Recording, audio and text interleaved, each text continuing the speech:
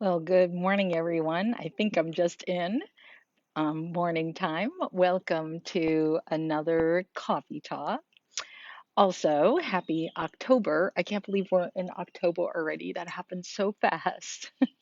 I wanted to thank you all for continuing to support Omega.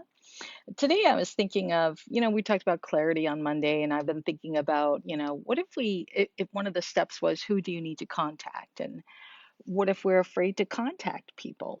And why is it that we are awkward when we ask for help? It all started with this thought. We had a gentleman who reached out and asked if we knew anybody who was a counselor, just a general counselor, not a family counselor or couples therapy. They just wanted to do general counseling and they wanted someone who went through Omega. So I've reached out, and I will say now, if you know anybody who is a counselor who has attended Omega, or um, you yourself are one, please email in and I can set you up with the person who's been requesting that. So that made me think about, why is it that we feel awkward when we're asking for help? I know when we're little kids, of course, we ask all the time, can you open this and can you reach that? And then somehow when we get to I want to say our teenage years, but when we get to the independence, the years of independence, we don't want help.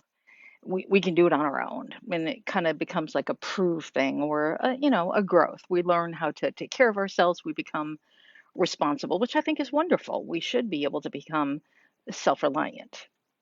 But then there are times when we actually do need help.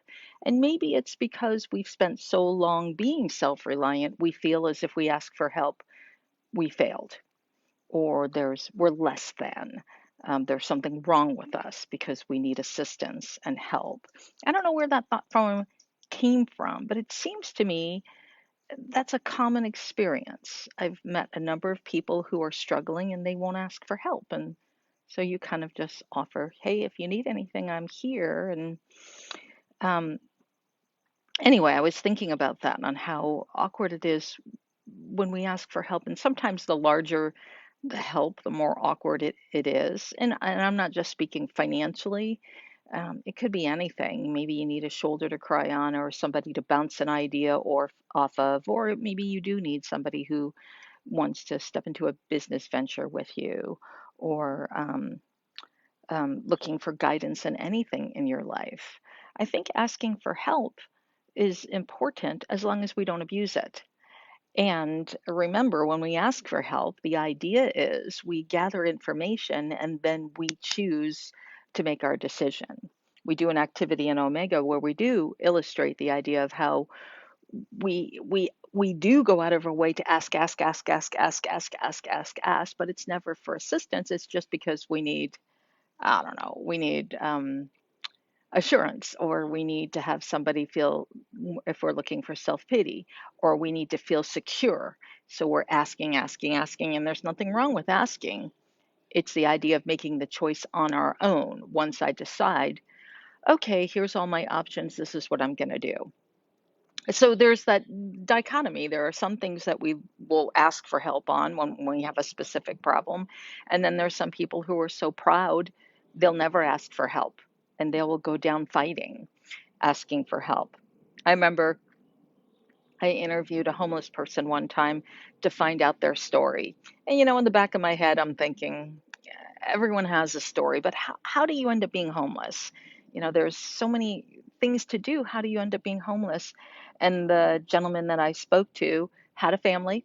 He just didn't want to put his family out, and he was too embarrassed that he failed.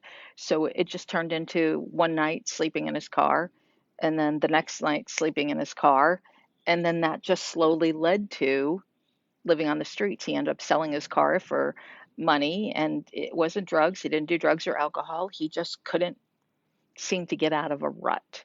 And he ended up with some depression, and of course, when I interviewed him, I took him out to lunch and whatnot, and he just said, right now it's too hard to go back because too much time had passed. So we tell stories. We end up having stories of why we don't ask for help or assistance. And again, no judgment here. And just a curious question to ask. Are there things in your life that you need assistance on, but you're afraid to ask for help?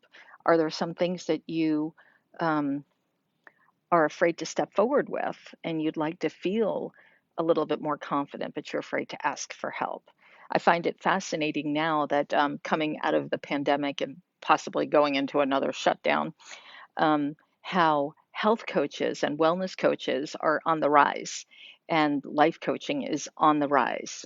There's apps like the Task Human or Think Human, all those tasks, all those apps to have a 30-minute conversation with a coach to assist us. It seems to be on the rise. So it seems like we are in the position now that we're asking for help. And even though that's all available, some people still hold back. So I guess that's the question I would ask you today.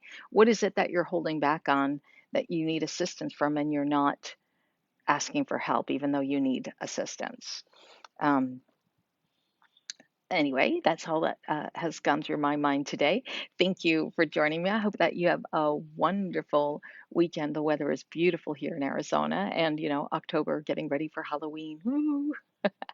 So, have a wonderful weekend, and I will talk to you on Monday. Bye now.